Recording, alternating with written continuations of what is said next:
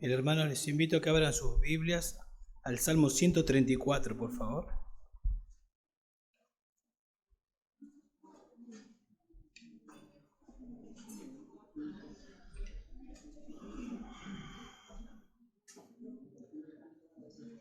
Salmo 134.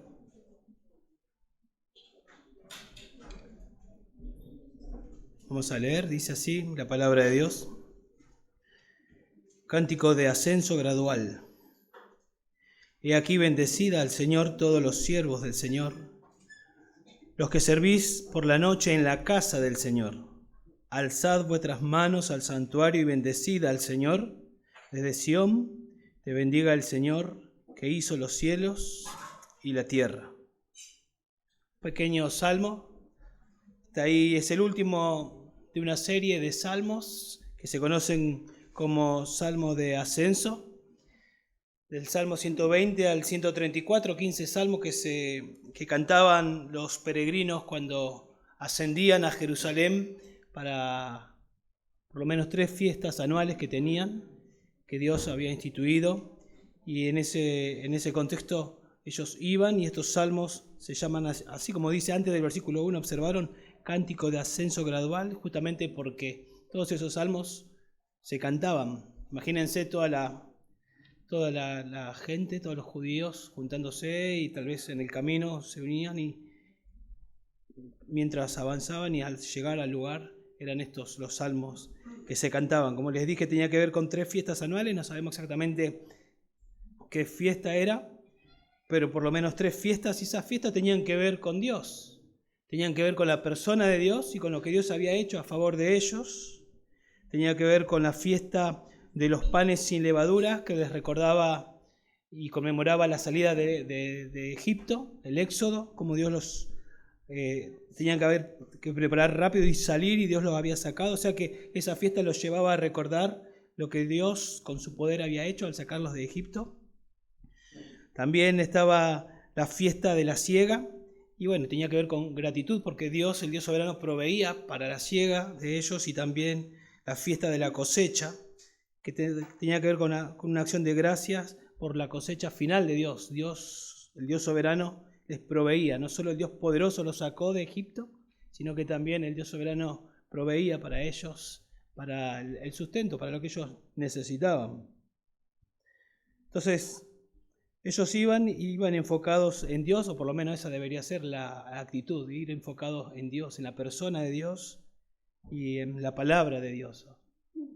Ahora, cuando miramos el Salmo, nosotros podemos preguntarnos quién es el que está hablando, a quién le habla. Bueno, hay algunas posibilidades, pero después hay una que encaja bien, y es la que yo creo. Comentarios dicen que puede ser el capitán de los sacerdotes o el jefe de los sacerdotes, que terminaba la guardia y se iba y saludaba al resto de los sacerdotes que se quedaban y les decía estas palabras que nosotros acabamos de leer: bendigan a Dios, y después le decía Dios les bendiga. Puede ser que el peregrino, los que iban llegaban y le decían a los sacerdotes que bendigan a Dios, y luego el peregrino suplicaba a Dios que bendiga a los sacerdotes. Puede ser el salmista, ¿no? Obviamente es el salmista, pero podemos quedarnos con eso, el salmista que les dice a los sacerdotes, y luego el salmista también le dice al pueblo que Dios les bendiga, ahí en el versículo 3. Pero lo mejor que encaja es pensar en que era en tiempos de fiesta, que el pueblo iba, los sacerdotes se reunían, y ellos eran los levitas, los sacerdotes, los que ministraban en el templo todo ese servicio. Y puede ser que esté terminando la fiesta, y ya terminando la fiesta los peregrinos del pueblo tenían que regresar hacia sus casas. Entonces el pueblo, el peregrino, le dice a los sacerdotes, versos 1 y 2, bendigan a Dios, o sigan bendiciendo a Dios. Y en el versículo 3 el sacerdote bendice al pueblo, Dios les bendiga. Y decimos eso porque verso 1 y 2 dice que bendigan a Dios los que se quedan, los que sirven en el templo de noche, y esos eran el grupo de levitas y de sacerdotes. Y después decimos que es el sacerdote dándoles la bendición al pueblo, porque como vamos a ver en Números capítulo 6, versos 23 y 24, era algo que tenían que hacer los sacerdotes, bendecir al pueblo. Entonces creo que eso es lo que mejor encaja. Entonces, lo que vemos acá es al pueblo de Israel animándose unos a otros a adorar a Dios. Sacerdotes, pueblo, sacerdotes, adoremos a Dios. Entonces lo que nosotros vamos a ver y aplicándolo a nosotros podemos decirlo de la siguiente manera. Los creyentes, es decir, nosotros, debemos animarnos unos a otros a adorar a Dios continuamente.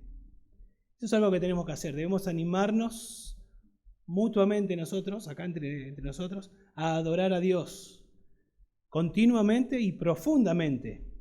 ¿Sí? Hablarnos acerca de cómo está tu adoración a Dios. Adorar a Dios,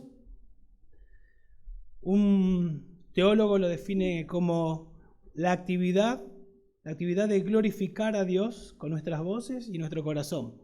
Y él dice, en la presencia de Dios, cuando nos reunimos conscientes de que vamos a adorar, pero también adorar a Dios es continuamente, con nuestra vida tenemos que adorar a Dios, porque glorificar a Dios tiene que ver con agradar a Dios, y yo continuamente tengo que agradar a Dios, no a veces. Entonces tiene que ver con la actividad de glorificar a Dios, y tiene que ver con una actitud de corazón, y debemos motivarnos mutuamente a adorar a Dios. ¿Cómo está tu adoración a Dios? ¿Cómo estás viviendo para Dios? Y eso debe ser debemos recordarnos eso y motivarnos a poder hacerlo. Entonces vamos a mirar dos estímulos que los creyentes nos debemos recordar para enfocarnos en adorar a Dios. Dos estímulos, dos exhortaciones, dos cosas como quiera, que los creyentes nos debemos recordar para enfocarnos en adorar a Dios continuamente. Podemos verlo de esta manera, después les voy a decir cómo van a quedar estos dos puntos del sermón, pero podemos decir, dedícate a adorar a Dios, ¿sí? Entendiendo que Dios debe ser bendecido, y eso estamos todos de acuerdo, entonces dedícate a bendecir a Dios. Dios quiere bendecir a su pueblo, también esa es una verdad, una realidad, entonces disfrutá de la bendición de Dios. Pero como somos propensos a olvidarnos y a desenfocarnos, vamos a verlo de esta manera. No te desenfoques de la adoración que debes dar a Dios. No te desenfoques de la adoración que debes dar a Dios. Nos despedimos, hermanos, no te desenfoques de la adoración que tenés que dar a Dios. Y en segundo lugar, no desperdicies la bendición que Dios te quiere dar, o podemos decir, no desperdicies la bendición que hay en adorar a Dios. No desperdicies. Es una bendición adorar a Dios, no lo desperdicies. Y motivarnos de esa manera. Vamos a ver entonces en primer lugar, no te desenfoques de la adoración que debemos dar a Dios, Dijimos verso 1 y verso 2, el pueblo que va a regresar a casa antes de irse, les dice estas palabras que vemos en verso 1 y verso 2, a los sacerdotes, a los levitas, a los que se quedaban ministrando en el pueblo, en el templo. Acá vemos al pueblo animando a los líderes. Generalmente en nuestra mente es los líderes animando al pueblo, pero en realidad es mutuamente. Sí, es mutuamente. Y acá vemos al pueblo alentando a los líderes a buscar a Dios, a adorar a Dios, a bendecir a Dios.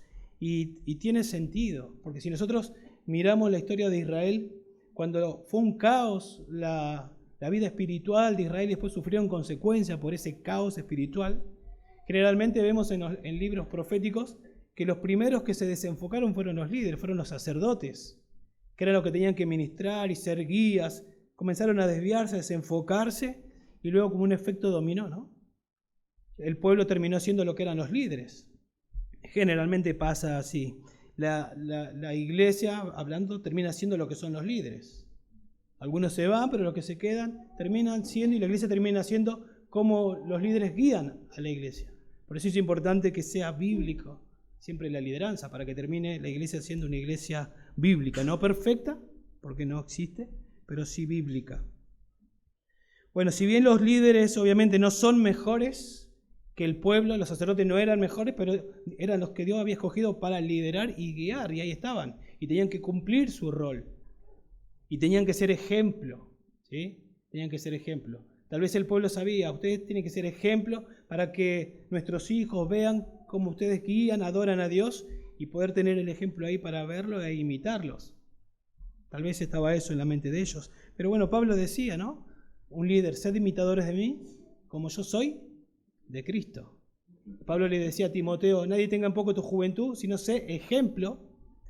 Y luego dicen palabra, conducta, etcétera, etcétera, etcétera. Bueno, los sacerdotes debían ser guías, debían ser ejemplos. Y también tiene sentido esto que le dice el pueblo a los sacerdotes, es porque el pueblo regresaba a su casa, los sacerdotes, los levitas se quedaban en el templo, tenían que seguir sirviendo, y uno puede servir sin adorar. ¿Sí? Eso puede pasar, sin dudas, puede pasar. Pueden en este caso los levitas, los sacerdotes, desenfocarse de a quién están sirviendo, delante de quién están. Podía pasar. Si ustedes prestaron atención, el Salmo nos habla, en 3 versículos, 5 veces se nombra al Señor, a Jehová, 5 veces. Y 3 veces se habla de bendecir. Bendecid a Dios, y después Dios te bendiga. Dios tenía que ser bendecido y Dios era quien bendecía. O sea, todo el Salmo gira alrededor de ¿quién? ¿Del pueblo? De Dios. Dios es el centro de la adoración. Él es el centro de la adoración. Pero tendemos a desenfocarnos y a veces se puede estar haciendo las cosas desenfocado de quién es el centro. Y les podía pasar esto sin dudas a los sacerdotes, a los levitas. Tenemos un caso ahí que todos conocemos, las hermanas de Lázaro, María, Marta, ¿sí? Una de ellas, muy afanada por tantos quehaceres, estaba en la casa sirviendo ¿a quién? Sirviendo a Dios, a Dios encarnado, le estaba sirviendo. Pero podemos decir que no con una actitud de adoración, estaba desenfocada. Es más, estaba ensimismada. Se olvidó quién era el centro de ese lugar. Y ella quería que se enfocó en ella misma. ¿No tienes cuidado que no me ayuda mi hermana? Todo tiene que ver conmigo. Y la hermana estaba enfocada en quién debería estar enfocada, en el Señor. A veces podemos estar haciendo algo bueno como servir, pero olvidarnos a quién estamos haciéndolo. Sin duda eso es posible. Podemos perder de vista a quién servimos. Ahí en el verso 3 habla de que servimos al Rey del universo, al que gobierna, y verso 1 habla del Dios que está presente en el templo. O sea, el Dios trascendente, el Dios que creó todo, porque así habla el versículo 3, el que hizo los cielos y la tierra, eso para abarcar todo. El Dios que está más allá de todo, que hizo cielo y tierra, ese Dios decidió venir y manifestar su presencia en el templo. Bueno, a ese Dios van a adorar, sacerdotes, no se olviden. Al Dios trascendente, pero también inmanente, cercano, que está acá entre nosotros. Se comienza llamando la atención, ¿sí? Porque podría haber comenzado directamente diciendo, bendecid al Señor, pero antes de bendecid al Señor dice, he aquí, mirad. Es para llamar la atención, es como que yo diga, vení, Mati, Mati ya, llama, ¿qué me va a decir? Y vengo y lo abrazo y entonces le digo, bendecid al Señor. He aquí, para llamar la atención. ¿Qué cosa? Bendecid al Señor, le dice el peregrino a los sacerdotes. Bendecid al Señor. La palabra Señor ahí es Jehová. Bendecid a Jehová. Bendecid al autoexistente, al que no tiene principio ni fin, como dije en el verso 3, al que creó el universo. Pero bendecid a ese Dios que hizo un pacto, porque es el nombre del pacto, hizo un pacto con nosotros. Y Él buscó tener una relación con nosotros. Bendecid al Señor, a este Dios que decidió manifestar su gloria. ¿Se acuerdan ahí Éxodo 34, que hizo, una vez que tuvo el tabernáculo terminado, Él manifestó su gloria, descendió su gloria. Él decidió, el Dios del universo, decidió venir y manifestar su gloria. Y ustedes saben cómo estaba ubicado el tabernáculo cuando estaban en el desierto. En el centro y las tribus todos alrededor, mostrando de manera gráfica y enfática que Dios tenía que ser el centro de las tribus de Israel. Y entonces le dice, bendecid, es un mandato, es una orden que expresa la idea de alabanza, pero incluye la idea de adoración. Y yo puedo bendecir a una persona, pero no puedo adorar, solamente la adoración es para Dios. Bueno, este bendecir expresa alabanza, pero incluye la idea de adoración. ¿Sí? La idea de adoración, obviamente, esa alabanza se expresa, es expresar alabanza a la majestad, a la gloria de Dios. De eso se trata. Un comentarista dice, es una alabanza diseñada para realzar o para enriquecer la reputación de Dios, para ensalzar o enriquecer la reputación de Dios. No es que hacemos rico a Dios. Dios ya es rico, muy rico, majestuoso. Lo que hacemos es reconocemos su riqueza, reconocemos su gloria. Y eso es lo que le están diciendo a los sacerdotes. Reconozcan a Dios. Y para reconocer a Dios lo que estaban haciendo es llevar su mente a pensar en Dios. Glorifiquen a Dios, exalten a Dios, mediten en Dios. Dice Pablo en Efesios 3:8 que las riquezas de Cristo son inescrutables. Eso significa incontables, muchísimas.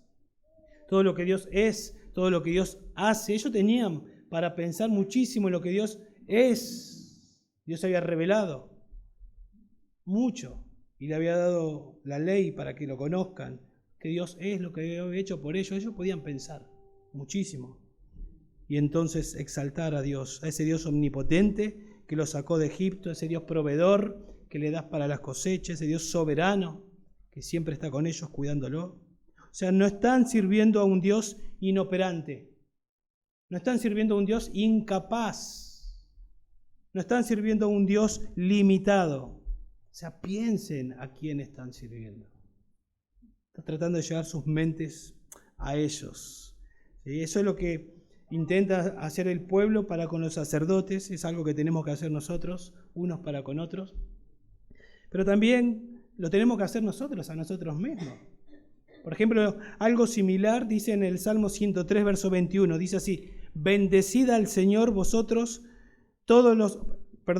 bendecid al Señor vosotros todos sus ejércitos. Pensaba en citar otro texto, pero está hablando de los ángeles. Imagínense ustedes, bendecid al Señor vosotros todos sus ejércitos, esos son los ángeles, que le servís haciendo su voluntad. O sea, los ángeles en el cielo están ahí listos para recibir la orden del Señor y ellos están listos pronto para actuar, para servir al Señor. Para hacerlo, ni bien el Señor lo mande a hacer. Y nosotros tenemos destello de lo que pasa en el cielo, por ejemplo en Isaías 6:6. ¿Cómo están los ángeles? ¿Aburridos? Están asombrados.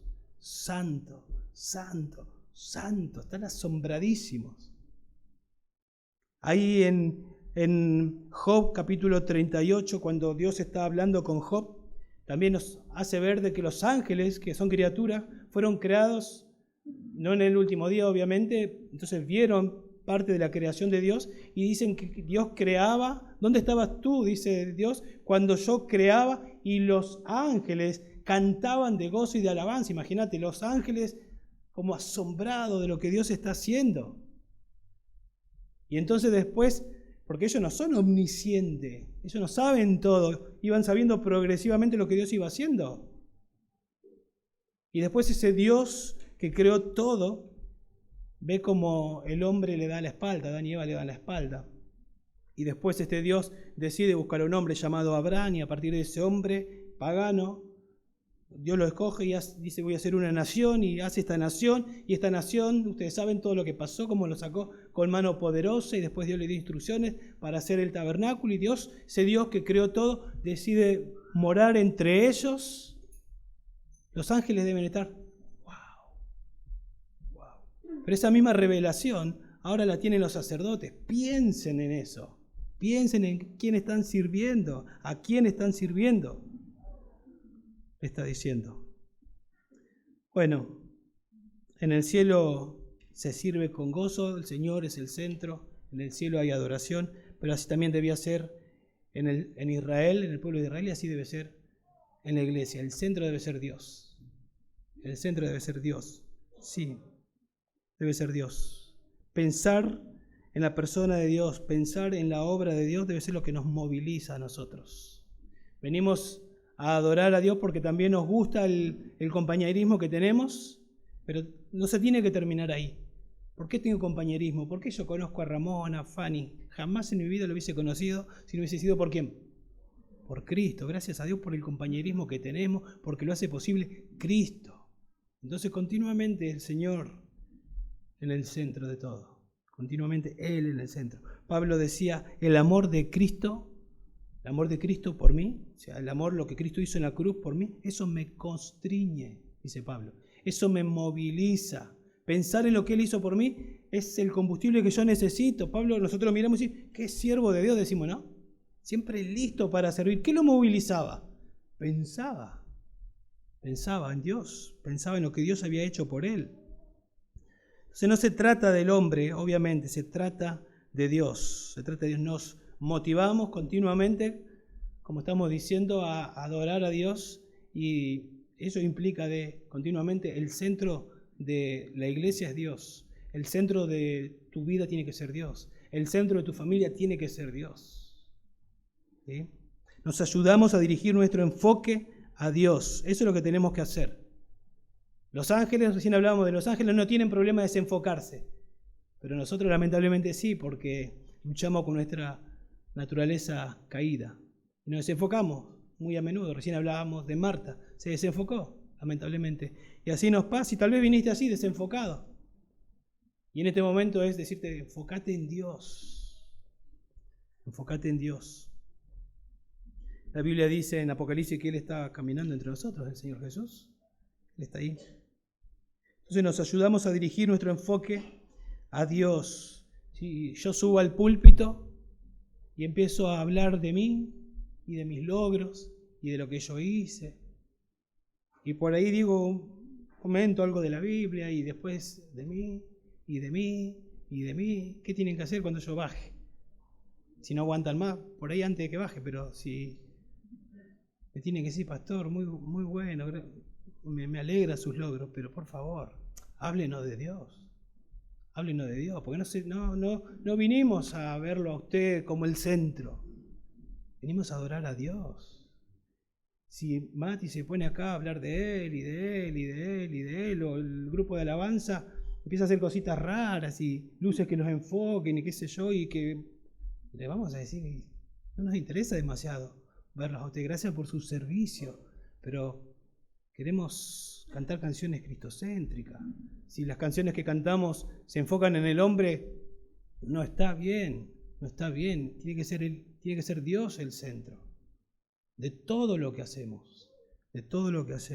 Así fuimos creados para vivir de esa manera. Cuando vivimos de esa manera, estamos viviendo como Dios nos mandó a vivir. Es más, cuando éramos inconversos, estábamos centrados en nosotros. Y por eso el llamado a ser salvo es: niégate a ti mismo, toma tu cruz y sígueme. O sea, renuncia a tu egocentrismo, renuncia, arrepentirte y abrazar a Cristo para que Cristo sea el Señor de tu vida y sea el Rey de tu vida. Y que ahora se trate de Cristo tu vida. Fuimos creados para vivir de esa manera. Y así tiene que ser en la iglesia. ¿Sí? Cuando dan testimonios los hermanos que se bautizan, siempre hablamos y vemos un poquito qué es lo que van a escribir y les enseñamos antes que en el testimonio un poquito cómo lo tienen que hacer, cuál es el propósito del testimonio. Yo cuando recién me convertí escuchaba testimonios y después me fui dando cuenta, testimonios de que yo era esto y lo otro y yo era el más vago y conmigo nadie se metía y yo era re loco y esto y aquello. Y yo quedaba reimpactado con la vida antigua y me quedaba con eso.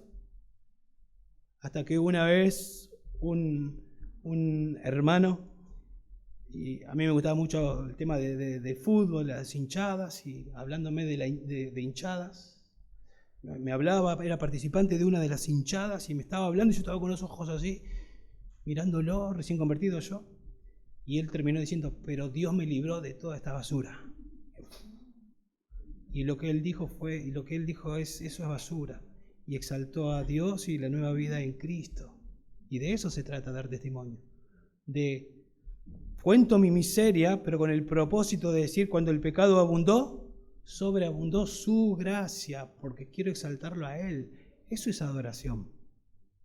Y de esa manera tenemos que aprender a vivir. Cuando nosotros, aun cuando damos aviso después de finalizar el culto, no queremos impactar con las actividades que tenemos tal vez, sino que queremos decir gracias a Dios porque podemos tener matrimonios y porque que Dios redimió y algunos que están en proceso de ser salvos y gracias a Dios que podemos hacer una reunión para edificarnos y seguir creciendo en la palabra de Dios. Gracias a Dios porque tenemos un grupo de jóvenes y Dios levantó un líder para que les predique la palabra. Queremos dar gracias a Dios porque el sábado 25 van a venir los padres y queremos exaltar a Dios en todo. Gracias a Dios por las reuniones caseras que podemos tener. Tenemos que aprender a vivir de esa manera y ayudarnos y exhortarnos para vivir de esa manera. Y en algún momento, si es necesario hablar de nosotros, que sea para exaltar a Dios, como Pablo dijo ahí en 1 Corintios 15, 9, 10, que él trabajó más que todos. Pero ¿cómo terminó diciendo? Pero no yo, sino la gracia de Dios en mí. Sí, me maté, trabajé más que todos, pero ¿sabe qué? La gracia de Dios en mí, si no es imposible. Imposible su gracia. Entonces buscamos exaltar la grandeza de Dios, su gloria, y para hacerlo debemos dejar de mirarnos a nosotros mismos y debemos levantar la mirada. Y a veces no lo hacemos solo, necesitamos que un hermano nos ayude y nos haga así. Y que nos diga, se trata de Él. ¿Sí? Se trata de Él. En la iglesia, en la vida personal, en nuestro hogar. Se trata de que sea de esa manera. ¿Cuál es el fin principal y más noble del hombre? Hay una pregunta en un catecismo. Y la respuesta es, el fin principal y más noble del hombre es glorificar a Dios. Ese es el fin principal. Existimos para glorificar a Dios. Si lo primero no está en su lugar, todo lo demás se va a caer. Si lo primero no está en ese lugar en la iglesia, ¿para qué existe la iglesia de Burlingame? Si no existimos para glorificar a Dios, no solo en palabras, sino en la práctica, es cuestión de tiempo y esta iglesia deja de ser iglesia. Y deja de ser una iglesia y pasa a ser, tal vez seguimos funcionando y tal vez va a haber mucha más gente, puede llegar a pasar, pero el centro va a ser el hombre. Y al fin y al cabo va a decir iglesia, pero no sé si será una iglesia según la Biblia. ¿Sí? Dios tiene que ser el centro siempre. Debemos centrarnos en Dios, por eso oramos al comenzar, por eso leemos las Escrituras de manera pública, por eso cantamos canciones que exalten a Dios, por eso abrimos la Biblia y predicamos la palabra de Dios y como recién decíamos, los avisos enfocados también en Dios y el compañerismo que disfrutamos al final, gracias a Dios. Todo por Él. Y este era el versículo que yo quería compartir hoy, que no solo nos ayudamos mutuamente, sino también nos predicamos esta verdad a nosotros mismos. Y decimos así, Salmos 103, verso 1 y 2, bendice alma mía al Señor y bendiga todo mi ser su santo nombre. Yo me predico esta verdad a mí mismo. Bendice alma mía al Señor y no olvides ninguno de sus beneficios. No olvides ninguno de sus beneficios. Me lo predico a mí mismo. Bueno, ¿quiénes tienen que bendecir a Dios? Ahí el texto dice, todos los siervos del Señor. Todos los siervos del Señor. La palabra siervos ahí es abarcadora para todo aquel que es un adorador de Dios. En algún momento se usa para Moisés, se usa para los profetas, pero acá en el contexto claramente es para los sacerdotes y para los levitas que estaban ahí, que se quedaban en el templo. Y la pregunta que uno se hace es, ¿qué no sabían ellos que tenían que bendecir a Dios mientras servían? Porque ellos se quedaban sirviendo. ¿No lo sabían? Bueno, puede llegar a ser rutinario, podrían llegar a convertirse algo monótono. Imagínense, tenían que hacer holocausto a la mañana, holocausto a la tarde, más otras actividades, lavamientos de cosas, etcétera, etcétera, y siempre lo mismo, y siempre lo mismo, y siempre lo mismo, podría llegar a ser rutinario. ¿Sí? Todos los domingos tenías que venir a darle los avisos, Sergio, tenés que venir a hacer la lectura de la palabra, tenés que venir a dirigir, Mati, hay que venir a limpiar la iglesia otra vez, y todo se puede volver rutinario y perder de vista, y monótono y aburrido, y no entender a quién estamos sirviendo. Les podía pasar eso a ellos sin dudas. ¿Te imaginás los ángeles aburridos en el servicio? No, ¿por qué? Porque continuamente son conscientes a quién están sirviendo y delante de quién están. Bueno, nosotros podemos hacer lo mismo. Pablo hacía exactamente eso. Otra vez, nosotros tenemos a Pablo como un ejemplo de un hombre que servía al Señor, pero Pablo nos deja ver algunos principios en pasajes que él escribió. Por ejemplo, en 2 de Corintios, Pablo dice, en 2 de Corintios 5:9, él dice, por eso, ya sea presente o ausente, que significa vivo o muerto, ambicionamos serle agradables. Yo ambiciono agradar a Dios, ambiciono glorificar a Dios. Ahí está el principio. ¿Para qué vivís, Pablo? Para agradar a Dios. ¿Y qué te motivaba? ¿Cuál es la razón? Porque todos nosotros, los cristianos, debemos comparecer ante el tribunal de Cristo, para que cada uno sea recompensado por sus hechos, estando en el cuerpo, sea de acuerdo con lo que hizo, sea bueno o sea malo. Pablo era motivado, él servía y él sabía que cuando terminaba su carrera, él tenía que estar delante de Dios rindiendo cuenta por lo que él hizo para Dios. Él entendía que era un mayordomo de Dios y que servía a Dios. Pablo mismo dice en Efesios 3:8, a mí, dice él, fíjense cómo se motivaba a sí mismo de manera bíblica, a mí, que soy menos que el más pequeño de todos los santos. Se me ha concedido esta gracia de anunciar a los gentiles las inescrutables riquezas de Cristo. A mí se me dio la posibilidad de servir al Dios de las inescrutables riquezas y llevar el mensaje de Cristo, que sus riquezas son incalculables, a mí. ¡Wow! ¡Qué privilegio! Y eso lo motivaba. Eso lo motivaba a Pablo. En 1 Timoteo 1:12 Pablo dice, doy gracias a Cristo Jesús, nuestro Señor, que me ha fortalecido, porque me tuvo por fiel poniéndome en el ministerio. Yo doy gracias porque Él me puso en el ministerio, dice Pablo. Pero sigue la Escritura y dice, aún habiendo sido yo antes blasfemo, perseguidor y agresor. Yo perseguía a la iglesia. Pablo tenía eso en mente. Yo perseguía a la iglesia. Y las palabras que utiliza acá es, yo perseguía, pero perseguía para maltratarlos, para hacerlos sufrir al punto de que nieguen a Cristo. Yo los torturaba porque odiaba a la iglesia de Cristo. En realidad, ¿quién odiaba? A Cristo. Y Pablo dice, ¿y a mí? Él me salvó y me puso en el ministerio. Eso era una motivación tremenda para él. ¿Sí? Tremendo. En Deuteronomio, pensando en el pueblo de Israel, Deuteronomio 7:7, escuchen lo que dice Dios al pueblo de Israel. El Señor no puso su amor en ustedes, ni os escogió por ser vosotros más numerosos que otros pueblos, pues erais el más pequeño de todos los pueblos. Más, porque el Señor os amó y guardó el juramento que hizo a vuestros padres, el Señor os sacó con mano fuerte y os redimió de casa de servidumbre, de la mano de Faraón, rey de Egipto. Reconoce pues que el Señor tu Dios es Dios, el Dios fiel, que guarda su pacto y su misericordia hasta 1000 generaciones con aquellos que le aman y guardan sus mandamientos. O sea, no piensen que son mejores que otros. Ustedes son insignificantes, Israel. Pero yo los escogí porque quise, por el puro afecto de mi voluntad los escogí. Y ahora los quiero guiar y quiero que ustedes sirvan. Imagínate si esas verdades estaban en la mente de los sacerdotes. A nosotros nos escogió. No somos mejores que nadie, pero Él quiso escogernos y hacer un pacto con nosotros. Hizo un pacto con nuestros padres. Nosotros descendemos de nuestros padres. Somos judíos. Los levitas decían, y tenemos el privilegio de ser la tribu de Leví, ser sacerdotes y servir. ¡Qué privilegio! ¡Qué privilegio!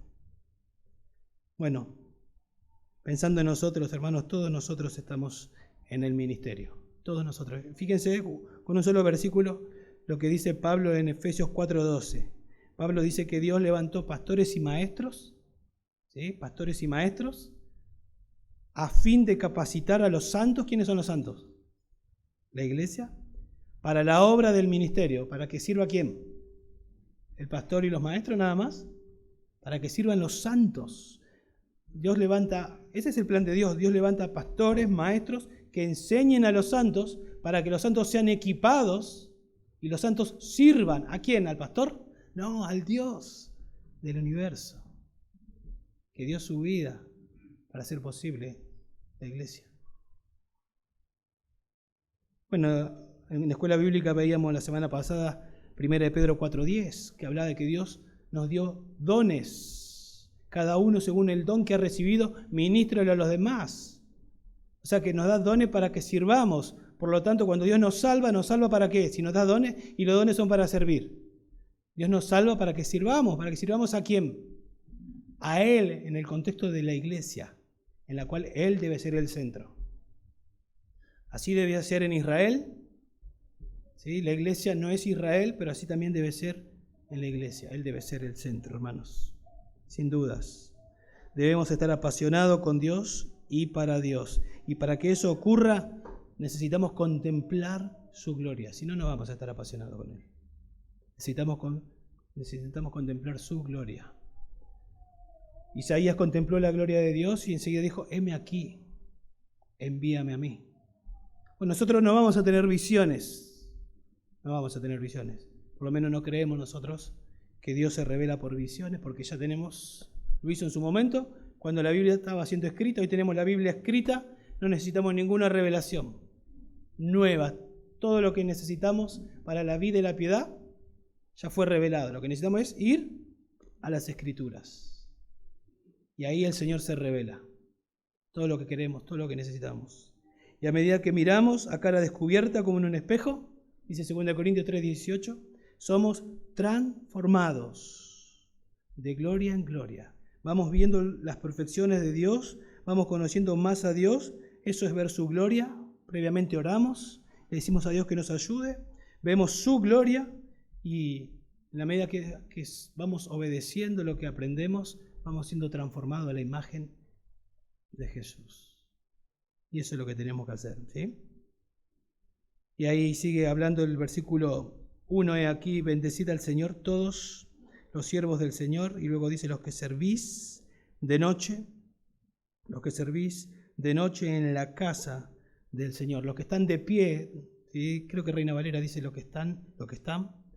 La idea de los que servís es los que están de pie, y obviamente una evidencia más que son los sacerdotes, porque hay otros pasajes como Deuteronomio 10:8 que usa este mismo término para hablar de los que están de pie ministrando delante del Señor, para ministrar al pueblo y para pronunciar sus bendiciones. Pero el punto que les quiero mostrar acá es lo que servís por las noches, porque en el templo 24 horas al día tenían que estar los sacerdotes y los levitas, 24 horas al día, tiempo completo. Se tenía que cuidar el templo para que no sea violada la santidad de Dios, para que no se roben nada del templo, tenían que estar ahí.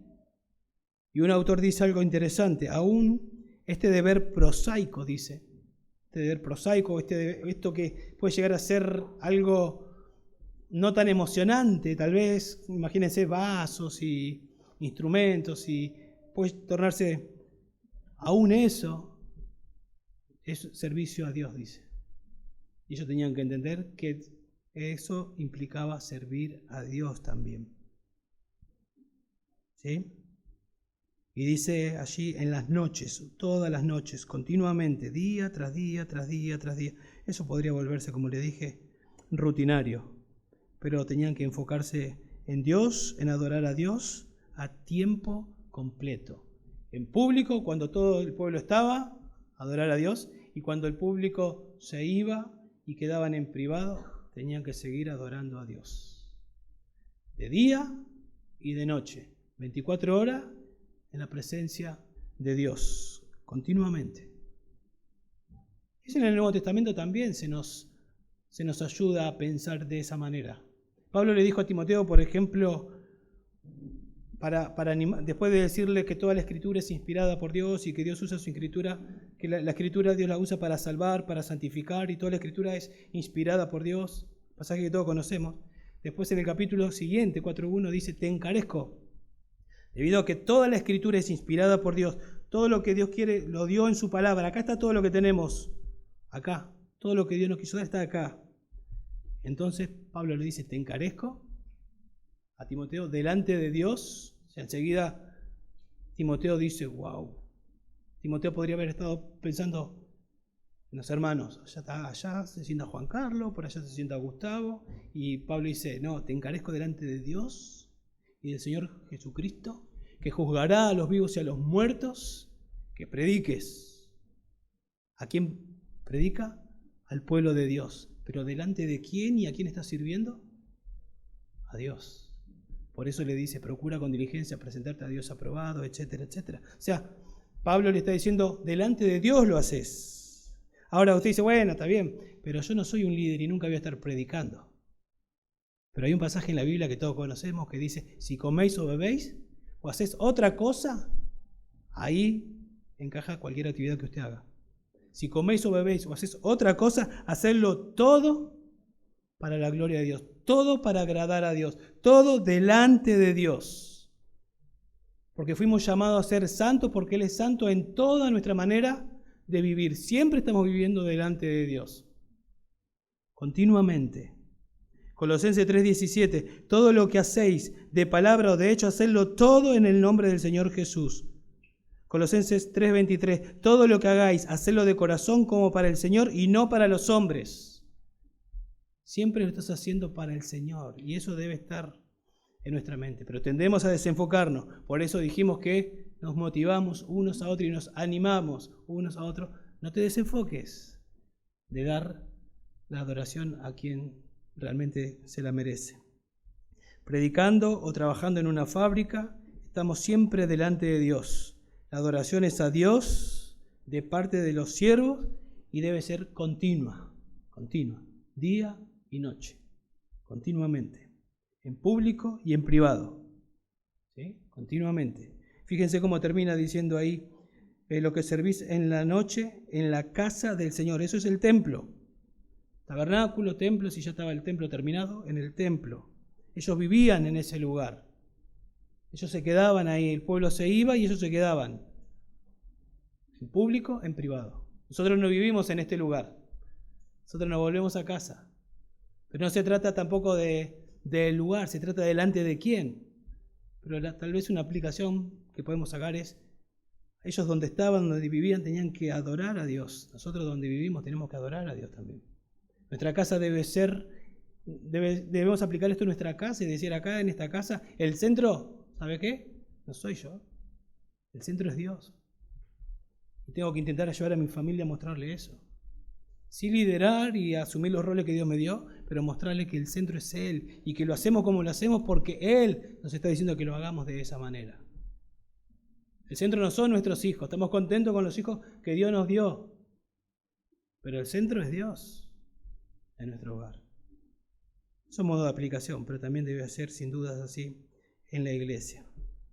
Y el verso 2 es como continúa la idea del versículo 1, alzad vuestras manos al santuario y bendecid al Señor. Otra vez el mandato, bendecid al Señor. Alzad vuestras manos. Bueno, ustedes saben que en la Biblia se alzaba la mano para diferentes cosas, para orar, para hacer una dedicación. Bueno, acá está relacionada con la alabanza. Mientras alabás a Dios, levantá las manos, pero más que nada tiene que ver no tanto con algo que hacemos corporalmente, sino con elevar el corazón, con la actitud. ¿A quién estamos bendiciendo y alabando? O sea, los sacerdotes tenían que mostrar al pueblo a quién estamos alabando y guiar de esa manera. Los creyentes debemos animarnos unos a otros a adorar a Dios continuamente. Y dijimos 2 estímulos que nosotros necesitamos recordarnos una y otra vez. No te desenfoques de la adoración que tenés que darle a Dios. Y en segundo lugar, verso 3, no desperdicies la bendición que Dios te quiere dar. O no desperdicies la Dios que hay en adorar a Dios. ¿Sí? Dice verso 3, desde Sión te bendiga el Señor que hizo los cielos y la tierra. Acá ya dijimos, 1 y 2, el pueblo o el peregrino diciéndole a los sacerdotes, bendigan a Dios, continúen, nosotros nos vamos, pero continúen adorando a Dios. Ahora el sacerdote bendiciendo al pueblo con estas palabras. Desde Sión te bendiga el Señor, o sea, desde el lugar donde el Señor decidió poner su presencia. De manera simbólica, ¿no? Porque ni los cielos de los cielos pueden contener a Dios. Pero la idea es que ahí estaba el Señor manifestando o evidenciando su presencia. dice desde Sión, te bendiga el Dios. O sea, Dios quiere bendecirlos. Dios quiere bendecirlos. Esa es la idea. El Dios del universo los quiere bendecir. ¿Y por qué digo esto? Porque la forma en la que está escrito esto, Dios te bendiga el Señor, el Dios de Sión, dice desde Sión, te bendiga el Señor. Si nosotros miramos Números 6, 22, 23 o 6, 23, 24, vamos a encontrar que Dios le dice a Moisés para que Moisés instruya a Aarón, ¿sí?, sacerdote y la descendencia de los sacerdotes, que le diga estas palabras que ahora yo voy a leer. Dice, entonces habló el Señor a Moisés diciendo, habla a Aarón y a sus hijos, los sacerdotes, y diles, así bendecirás a los hijos de Israel. Les dirás, ¿quién quiere bendecir? Dios. ¿Por medio de quién va a dar la bendición? Los sacerdotes. ¿Y qué es lo que tienen que decir? El Señor te bendiga y te guarde. El Señor haga resplandecer tu rostro sobre ti y tenga de ti misericordia. El Señor alce sobre ti su rostro y te dé paz. Así invocarán mi nombre sobre los hijos de Israel y yo los bendeciré. O sea, Dios quiere que invoquen su nombre, que se enfoquen en Él, y Dios quiere bendecirlo. Los sacerdotes tienen que bendecir al pueblo de Dios. Ahora, esa bendición, nosotros sabemos, por lo que nos enseña el Antiguo Testamento, no era así porque sí. Dios había hecho un pacto con Israel.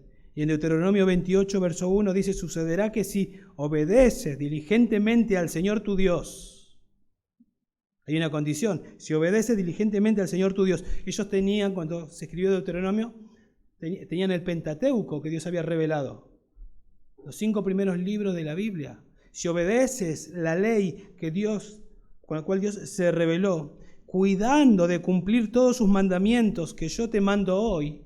O sea, ¿qué está queriendo Dios? Que vayan a las Escrituras, que estudien las Escrituras, que presten atención a donde Él se ha revelado. Mucha atención. El Señor tu Dios te pondrá en alto sobre todas las naciones de la tierra. Esa va a ser la bendición.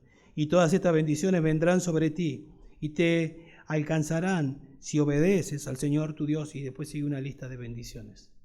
Pero esas bendiciones van a venir si... Entonces cuando el sacerdote dice que Dios te bendiga, el sacerdote le está diciendo, dedíquense a conocer a Dios, dedíquense a obedecer a Dios, porque de esa manera ustedes van a ser bendecidos. En otras palabras, si juntamos los dos conceptos, dediquémonos a exaltar a Dios, pensemos en Dios, exaltemos su gloria. Y cuando nosotros estamos haciendo eso, nuestro corazón se comienza a inflamar, obviamente. Se comienza a apasionar cada vez más y más por Dios. Esa es nuestra responsabilidad. ¿Y el resultado cuál va a ser? Bendición. Dios va a bendecir. Dios bendice. Dios va a bendecir a Israel. Obviamente que el pueblo no se podía ganar la bendición y no tenía que buscar a Dios para ser bendecido, porque Dios conoce el corazón. Ellos que deberían buscar a Dios con todo su corazón y al obedecerlo, el resultado iba a ser bendición. Escuchen lo que dice Deuteronomio capítulo 10, verso 12. Y ahora Israel, ¿qué requiere de ti? De manera, una pregunta retórica.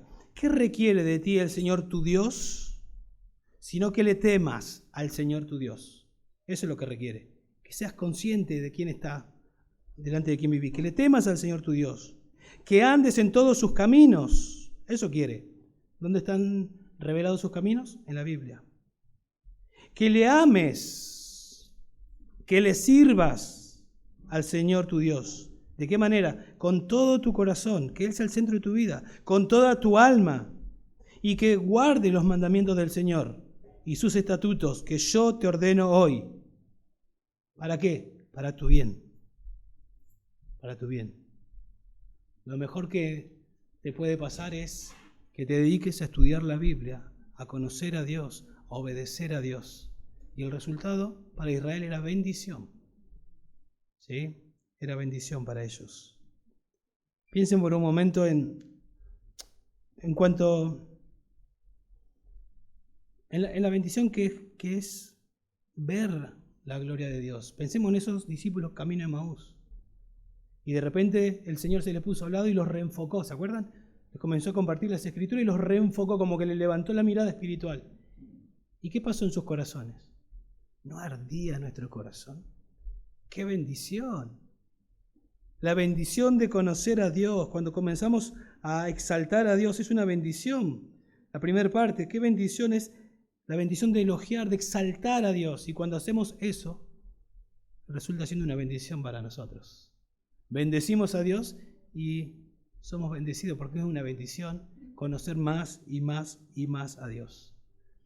Ahora, Dios no hizo con nosotros un pacto condicional como hizo con Israel. La Biblia dice en Efesios 1:3 que nosotros ya fuimos bendecidos con toda bendición espiritual.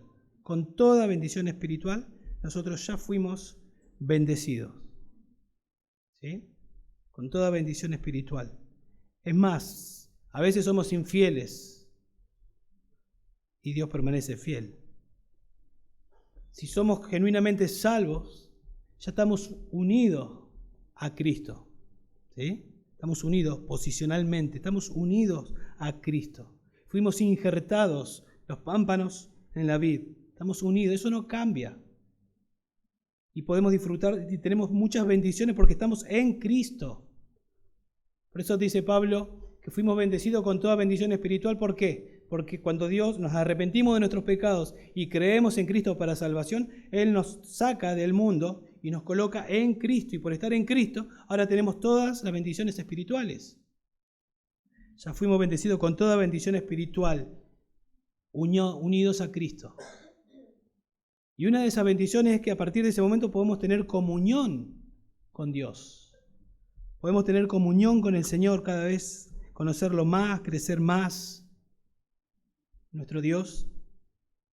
Y cuando nosotros no profundizamos en esa comunión, no es que se nos quitan bendiciones, porque ya fuimos bendecidos por estar unidos a Cristo, pero como que no las disfrutamos. Cuando no tenemos comunión con el Señor, no experimentamos ese gozo que se nos manda a tener. Estad siempre gozosos. No experimentamos esa gracia que está a favor nuestro para poder vivir para su gloria. Porque yo necesito glorificar a Dios, agradar a Dios, pero yo por mí mismo no puedo, necesito su gracia. Y esa gracia viene cuando yo estoy orando, cuando yo estoy leyendo, cuando yo estoy meditando. Él me capacita por medio de su Espíritu para vivir. Pero cuando yo no tengo comunión, todos esos aspectos de la bendición, aunque ya fui bendecido con toda bendición espiritual y está ahí para mí, yo de manera irresponsable no tengo comunión con Él y lo pierdo. Por eso decíamos, no desperdicies la bendición del Señor, no desperdicies el hecho de adorar a Dios, no lo desperdicies, porque podemos desperdiciarlo. Bueno, algunos de ustedes que han estado en otros lugares, palabra de ustedes, más o menos, de varios de ustedes, nos dicen que en esos lugares el centro era el hombre y que terminaba la reunión y no había, yo deduzco, no adoraban. Pero acá pasa algo diferente, por las canciones, por la Biblia, y no son las personas que están al frente, son las canciones que son correctas teológicamente, en la palabra de Dios, y dicen, ¡qué bendición! ¡Qué bendición! Entonces lo que hacemos es elogiamos a Dios, bendecimos a Dios, y terminan diciendo, ¡qué bendición! Dios les bendice, nos bendice, cuando nosotros nos dedicamos a adorarlo, a estudiar, a aprender de Él. Es una bendición. ¿Qué bendición podemos decir? Es bendecir a Dios. ¡Qué bendición! Y termina el versículo diciendo, desde Sión te bendiga el Señor que hizo los cielos y la tierra. Si ellos miraban al cielo, podían ver el poder de Dios, el gobernador, el que proveía para todas sus necesidades y podía a ellos bendecirlos no solo espiritualmente, sino materialmente, y darles la cosecha y todo lo que necesitaban. Y miraban al templo y podían pensar en su presencia ahí entre ellos. Bueno, dedíquense a adorar a ese Dios. No se desenfoquen de adorar a ese Dios y no desperdicien el privilegio de adorar a ese Dios. Y eso también aplica para cada uno de nosotros. Que el Señor nos ayude, hermanos. Que el Señor nos ayude a dedicarnos a adorarlo a Él y a disfrutar especialmente de la bendición que es adorarle a Él. ¿Oramos? Padre, te damos muchas gracias, Señor, por tu palabra. Te damos gracias, Dios, por exhortarnos, por mostrarnos quién es el centro y cómo funciona la vida, Dios, cómo funciona, de qué manera tú querías que funcionara la vida religiosa de tu pueblo, Israel. Señor, y sin duda es lo que tú quieres que pase en nuestra iglesia. Por eso te rogamos y te pedimos para que seas el centro, Dios, de esta iglesia, no solo en palabras, sino en la práctica. Señor, tendemos a desenfocarnos y necesitamos continuamente ayudarnos a reenfocarnos, a disfrutar, Dios, de la bendición que es adorarte, conocerte, glorificarte, Dios. También pedimos que cada una de estas cosas que aprendimos las apliquemos de manera personal en nuestros hogares, para que en nuestros hogares tú seas el centro, Dios. Qué privilegio es que en nuestro hogar tú seas el centro y venir a una iglesia y que tú seas el centro. Señor, no es fácil porque por naturaleza somos orgullosos, soberbios y a veces tenemos la tendencia a querer llamar la atención sobre nosotros. Por favor, ayúdanos a que humildemente nos exhortemos unos a otros a recordarnos quién es el héroe, el personaje, el digno de toda adoración. Y que cuando lo hacemos como tú lo mandas, realmente ahí disfrutamos, tenemos gozo. Cuando te reverenciamos, nos regocijamos. Ayúdanos a vivir así, por favor. En el nombre de Jesús te lo pedimos. Amén. Amén.